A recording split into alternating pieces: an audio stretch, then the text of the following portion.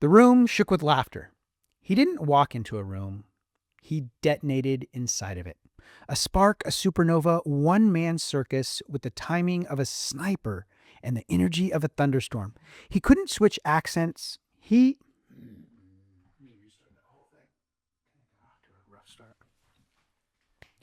room shook with laughter.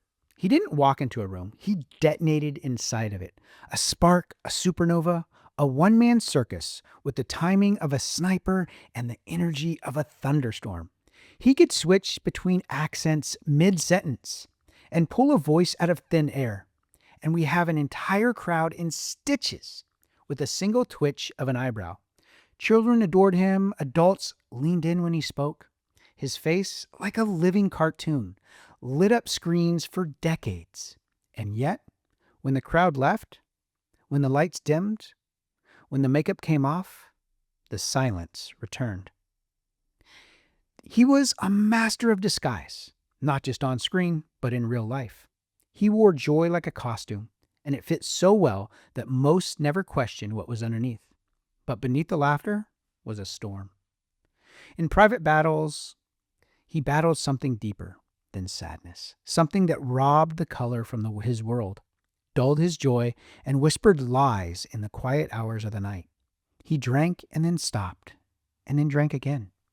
He served, he gave, he loved big, but inside he often felt empty. Not because he didn't want to live, but because his brain was no longer giving him a reason to. In his later years, the timing, once flawless, began to slip. His hands began to shake. He forgot lines. His face, once so animated, began to betray the weight he could no longer hide. He told his friends something was wrong, something deeper than depression, something different. But the scans came back inconclusive, and misdiagnosis, a mask again. What no one saw coming was this. His brain wasn't just tired, it was under attack. Sadly, he ended his own life. After he died, the truth was discovered in an autopsy. Lewy body dementia. A brutal, degenerative neurological disease, one that destroys the brain's dopamine system. Dopamine, the very chemical for reward, motivation, and joy, was vanishing from his mind like ink into water. It explained everything: the apathy, the misfires, the creeping paranoia, the inability to feel excitement in even the things he loved most. And this wasn't just emotional heartbreak. It was a neurological chemical collapse. Dopamine isn't just about pleasure. It's about pursuit. It's the yes behind every why. When dopamine is gone, joy feels like a lie. Hobbies lose flavor. Laughter feels distant. And even love feels muted. And when the system breaks down, we don't chase the high. We don't chase the normal. People think addiction is a moral failure, but often the brain is searching for its own wiring. This man wasn't weak. The brain was just malfunctioning. He tried everything: rehab, therapy, 12 steps, purpose-driven work. He even visited sick children in the hospital while battling his own internal illness. He fought, he kept showing up, until one day, he just couldn't. You know his face. You've heard his voice. In a genie, a teacher, a robot, a nanny, a doctor, and in a boy who refused to grow up. He made the world laugh harder than ever, and cry deeper, and believe in magic, even if he couldn't find it anymore. That man, the one who gave his soul for our smiles, was Robin Williams. Robin didn't die because he gave up. He died because he didn't fully understand what was happening to him. But now we do. Harvard and Stanford and every other major brain research center confirms it. Mental illness is not always emotional. Sometimes it's electrical, chemical, physical, invisible. But the brain can heal itself. It can rewire. Even after trauma, even after addiction, even after deep loss, Dopamine can rewire your brain. And here's how you can start taking your joy back, one small act at a time. Start with acts of service. Acts of kindness release dopamine and oxytocin. Move. Move your body 20 minutes a day. Walking, stretching, dancing can reboot your brain's chemistry. Celebrate your wins. Track your progress. Acknowledge success. Your brain will respond. Seek purpose, not escape. Dopamine from the meaningful work lasts longer than cheap thrills, laughs, and get more light and sunshine. Your dopamine rhythm will reset. Laughter also lights up your reward centers of the brain. Now, Robin Williams gave the whole world a laugh, but no one taught him how to keep his. What about you? Have you lost your laugh? It's not gone forever. It's just buried beneath the fog of your brain that forgot how to hope. So let's help it remember today. One day, one act, one bit of sunshine at a time. Welcome to the Mental Health Janitors, where we help you clean up the mess in your head.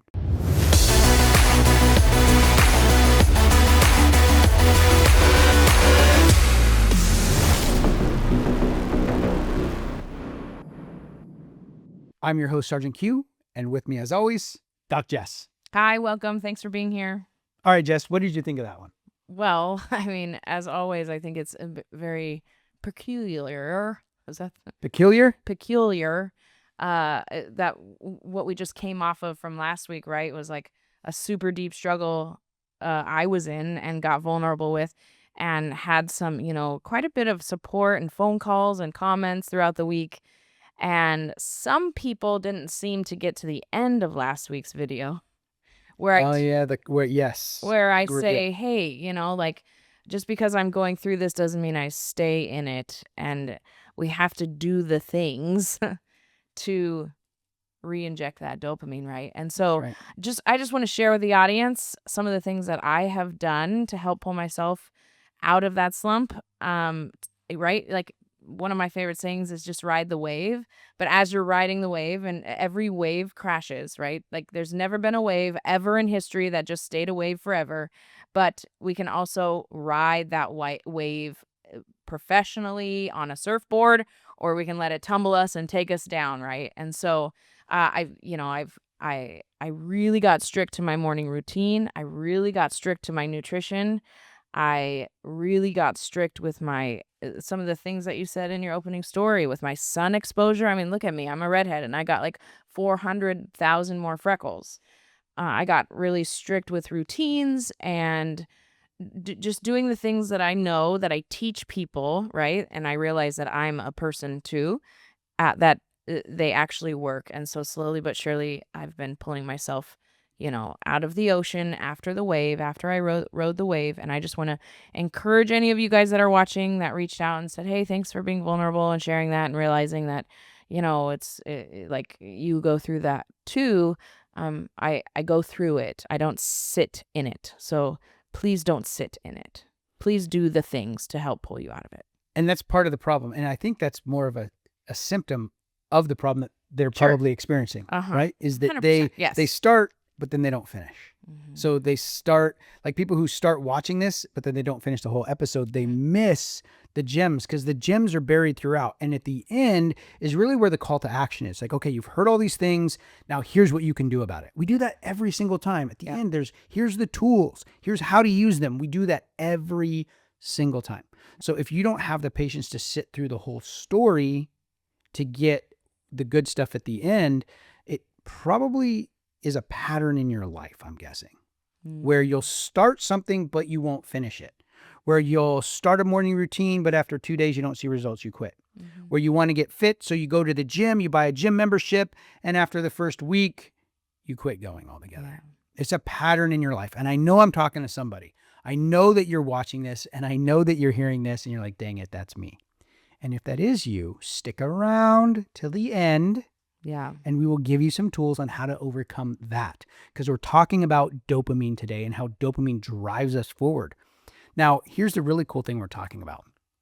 ADHD today, and how when you have ADHD, you are neurodivergent, and your brain, the way that you process the dopamine in your brain is different for you compared to other people. So this is going to be a really cool thing to dig into.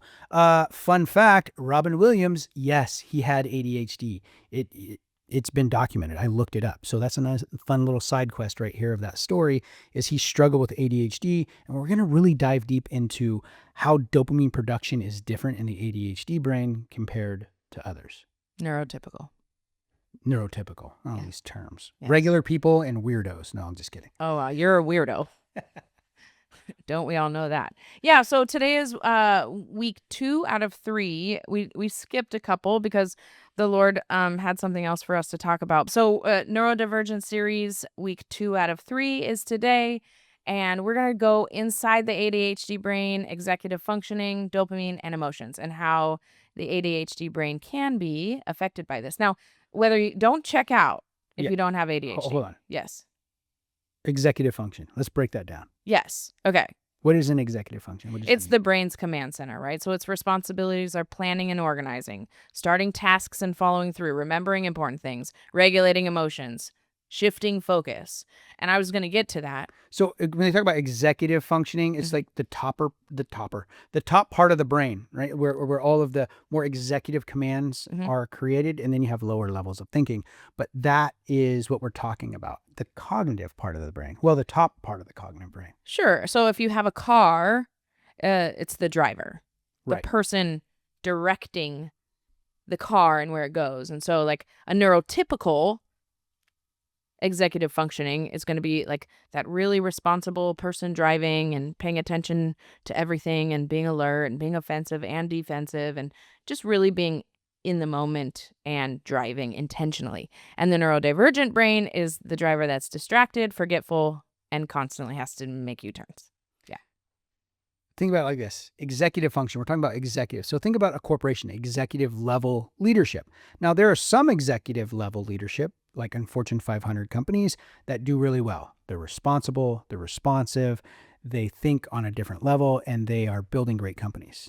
And then you have executives of some smaller companies that are constantly in chaos. They're losing people, they're losing clients, and everything is just constant chaos. And eventually that business just disappears.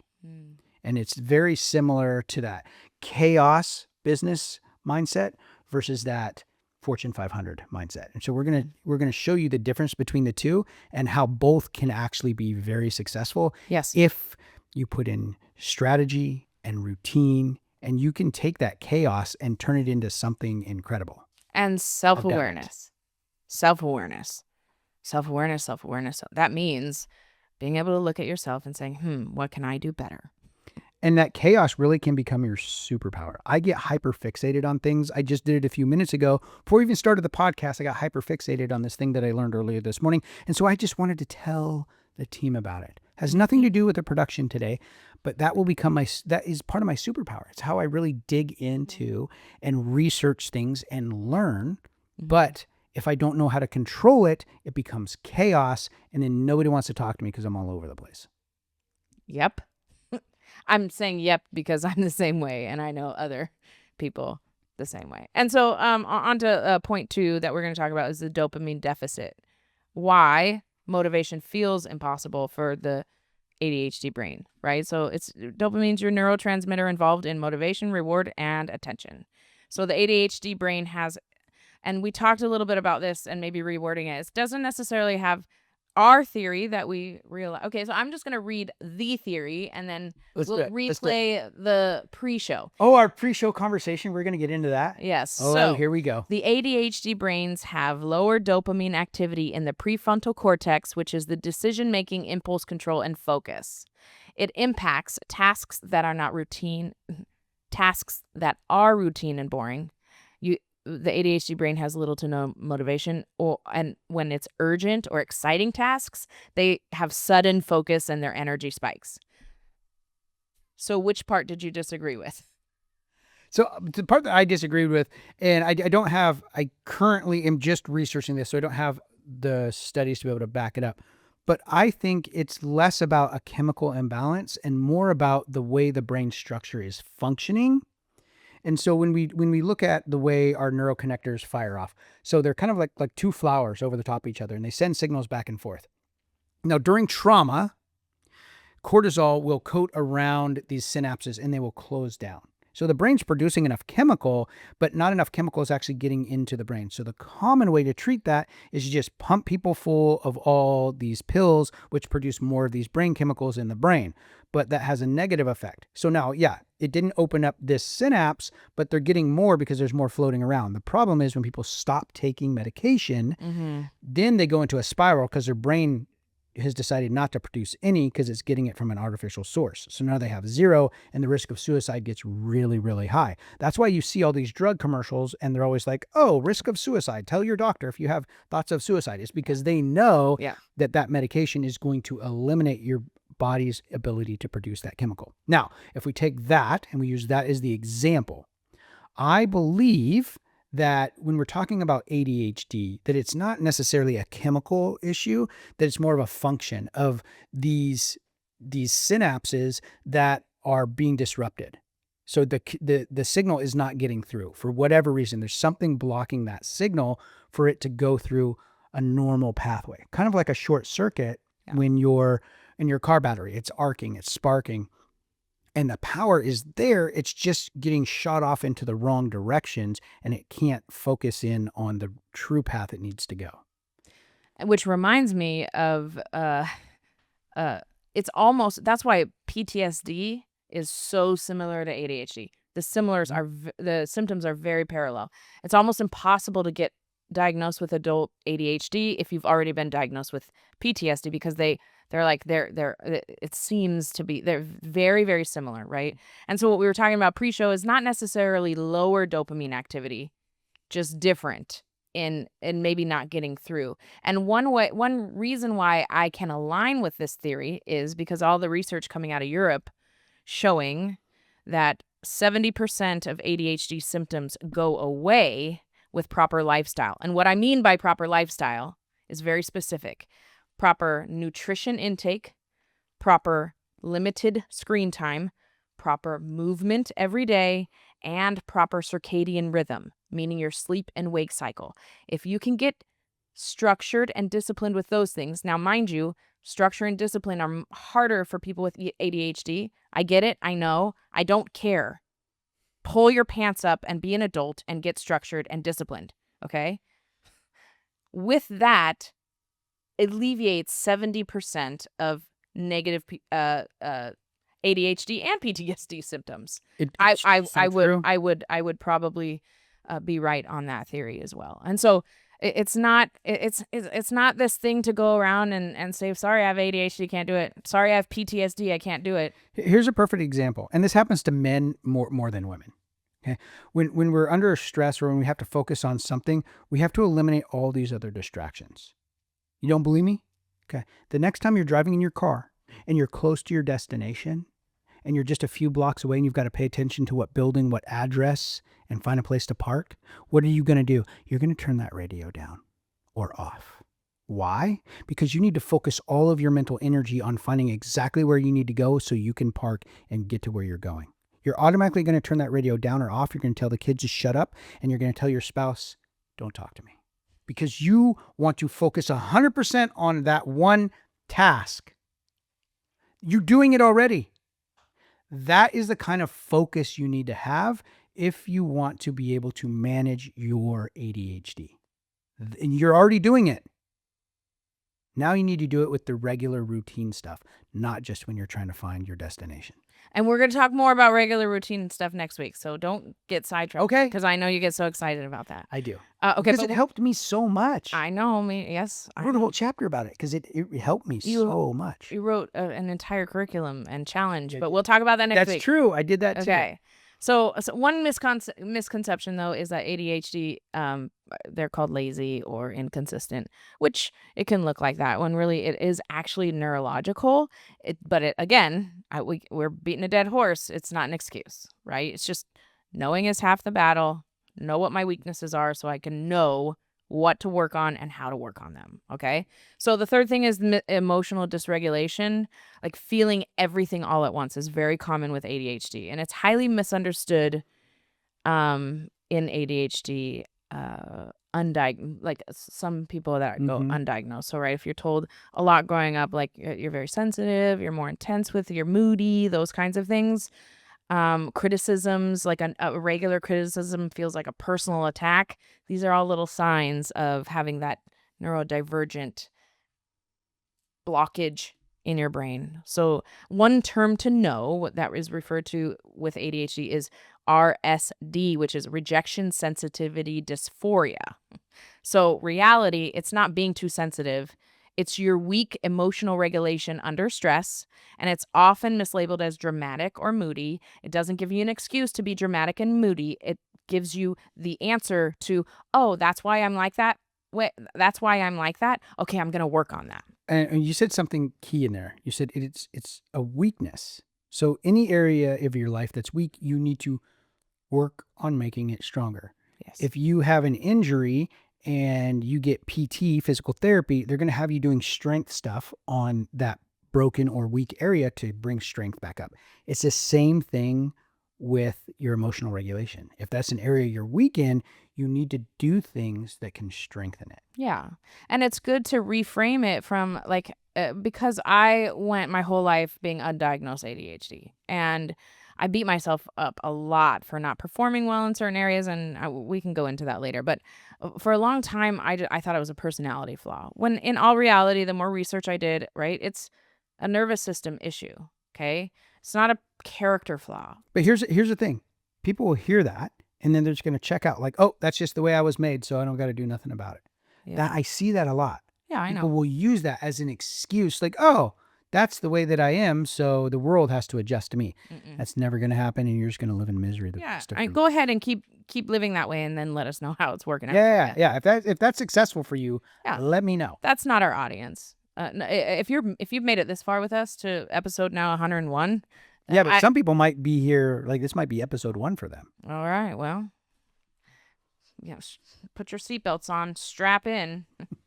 This is I hear a Sergeant Q rant coming. A wild ride. Okay, we're gonna do our last that we're gonna talk about today is time blindness and task initiation, the invisible barriers. Okay, so time blindness is just a poor sense of time. You only think of now and not now. You don't really know in between, okay? You struggle with deadlines, time estimations, and being on time. Task initiation is difficult transitioning into action. Sometimes you can feel like you have a mental paralysis.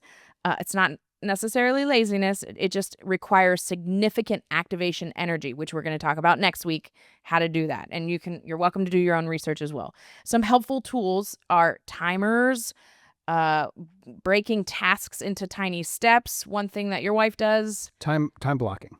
How does that help her? Because she says, okay, I have 1 hour, then I'm going to focus on this one task. And so if any other thought comes in or like, oh, I have to do this, she just writes it down and then she just keeps right on focusing on that one task. Yeah. And that, whether it's an hour, 30 minutes, 15 minutes, whatever time she has assigned to that task, nothing is going to stop her. She's going to complete that time cycle working on that project. If other thoughts or things come in, she'll write it down, but she's not taking phone calls. She's not answering emails. She's just going to focus on that for that time block. That's what time blocking is. So you can focus 100% of your energy on that one thing. Instead of 10% of your energy on 10 things, you're going to get worn out. You're not going to complete anything and you're going to feel completely defeated by the end of the day. But if you can time block, number one, it helps you with dopamine. So if you can do smaller time blocks, 5 minutes, 10 minutes, 15 minutes, you're going to start building dopamine. And then that leads to an hour. So you say, hey, I'm going to do this for an hour, but I'm only going to work on it for 15 minutes. After 15 minutes, I can choose to continue or I can choose to stop. And that's what you do. I do this with hiking. I learned this in the Marine Corps. When we would have to do like a 26-mile McCrest ruck, 26 miles is overwhelming to think about with a full combat load. Mm-hmm. So you break it down into miles, mile markers. We have what we call ranger beads. Mm-hmm, and, we would use those and count them off. And all I have to do is get to this next point. When I hike now, I'm like, all I have to do is get to the bench. I do this hike, Mount Peak, super steep, really muddy and pretty hard on your knees. I'm like, if I can just make it to the bench, then I'll be fine. Then I can quit. I make it to the bench. I'm like, I can keep going. If I just make it to the rock pile, then I can quit. I make it to the rock pile. I'm like, oh, I can turn around, but I don't. I keep going. Why? Because if I accomplish that goal, I made it to the rock You pile. got to hit a dopamine. I got to hit a dopamine. Exactly. Interesting. I got to hit a dopamine, which gave me motivation to get to the next one and the next one and the next one. And honestly, every time I'm like, okay, I'm just going to get to this point and then I'm going to turn around. I'm just going to get to the basalt rock and I'm going to turn around. I'm not going to do the last You've 3 obviously meters. done this hike quite a bit of times. Yes. To know all these landmarks. Right. And so but every single time I have to, I don't just say, oh, I'm going to go hike Mount Peak and I do it. There's some people who can. My buddy Jesse runs it. Okay. I can't do that. My knees aren't good enough and I'm too out of shape. But I break it into these small little benchmarks along the way and I complete it every single time. Every single time. But I have to do that because if I just said I'm going to hike it and I didn't use those as markers, I probably would quit halfway through. Right. And what's so cool about this podcast, you guys, these are things that if you're parents and you're starting to see some of these things with your kids, it's learning how to adjust your parenting to each kid differently, right? So those of you that know me, I have a 16-year-old named Liberty and I have an almost 10-year-old named Autumn. And Liberty is very neurotypical. At Autumn's age, when she was 10, I would say, honey, go clean your room. 15, 20 minutes later, she'd come back and be like, okay, Mom, I cleaned my room and it was clean.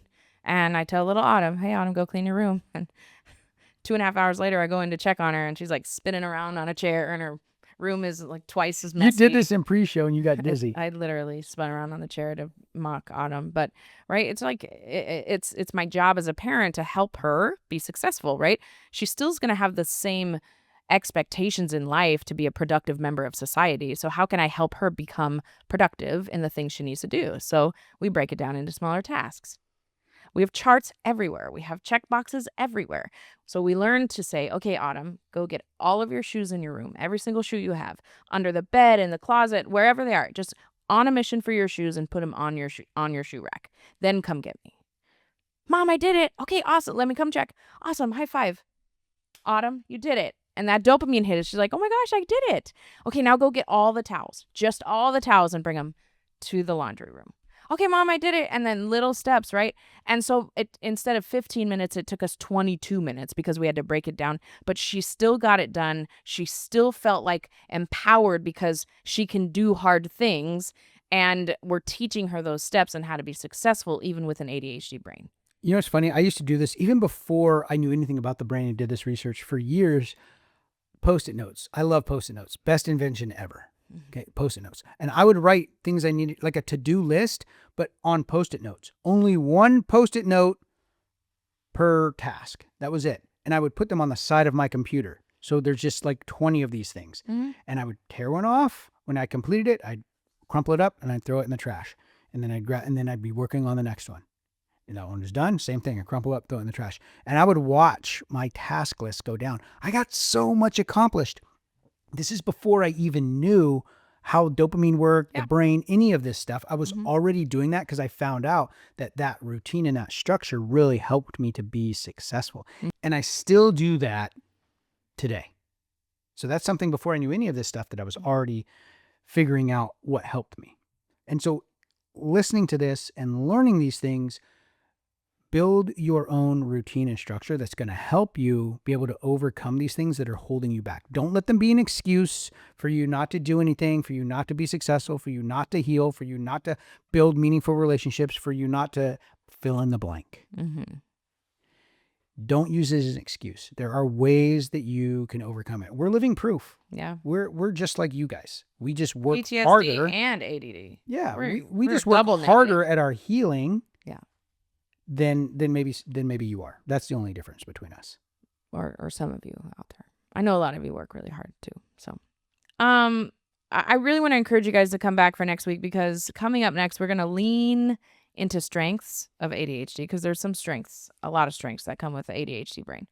Creating structure and finding support that empowers. Okay. We're going to help lead you to a support system that's going to help empower you to be a superhero with your ADHD instead of disabled. So, as we were talking about this and this story came up and I was going to share it earlier, but then it just didn't feel like the right time, but I have to share this story. And I don't know why, but there's somebody in our audience that needs to hear it this way. When I was a kid, a friend of mine, we called him Fast Eddie. He was like a shade tree mechanic. He was always working on his car, his friend's car, something like that. And he had a friend come over, and I remember this still as a little kid, that the distributor cap. So back in the day, you had a distributor cap, which all of your spark plug wires went into, and it was kind of like the timing for your engine, telling it when to send fuel. It's the electrical component. Now it's all these computers, but back then it was just this distributor cap where everything connected. Well, it wasn't working right. His car was misfiring. It was choking out. It was revving up. He couldn't figure out what was going on. Well, my buddy Eddie popped off the distributor cap. And what somebody had done is they took a graphite pencil and they drew a bunch inside of this distributor cap. So all those little graphite flakes were inside of the distributor cap, and then they put it back on. So somebody did this either as like a joke to this guy or maybe to damage his car. But what that did, all those little bits in there caused that electrical impulse to fire in all these different directions. Instead of the proven pathway to get the fuel to the engine to make it go fast and run smooth. When these little bits were in there, it was causing disruption in the electrical signal, causing it to fire off in different directions at different times in different pathways. That's kind of what ADHD is like. It's totally like it. Where you've got this intent to do something, but something pops into your mind, and so your energy and your attention and your flow goes this way. And then it goes this way, and then it goes this way. And it's just kind of all over the place. So what Eddie had to do was disconnect everything, clean it all out, reconnect it, and it worked just fine. It was a 10-minute fix to fix this component. Yeah. So when you feel your energy or attention getting pulled away in another direction, refocus it back. You have that ability to focus your mind. What you focus on, you will find more of. Any of these other things that come in that are a distraction, just say, that's important. I'm going to write it down, and I'm going to go back to what I was doing. I do this at night when I sleep, and I have all these thoughts come into my mind. I just say, brain, that's great. Remind me in the morning. I'll deal with it then. Right now, sleep is a priority. And I just tell my brain what I want it to do, and it works most of the time. So I don't know who needed to hear it that way, but that was something that I felt needed to be said. And as always, if we're, giving you anything that you appreciate, please like, subscribe, and comment on the videos, right? We hear, like algorithms. And I don't know anything about that, but it could really help us, I guess, if we could get some comments. If you're sending me comments throughout the week, like, hey, I really liked the video this week, could you just copy and paste that and put it in the comments of the YouTube video? It might help us get some traction. Yeah, and then more people see it. The more people who comment, then the algorithm knows that people like it, and it sends it to more people's feed. So it does help us get our message out there. As always, we want to educate, empower, and encourage you on your mental health journey. For the Mental Health Janitors, I'm Sergeant Q. I'm Doc Jess. And we're out.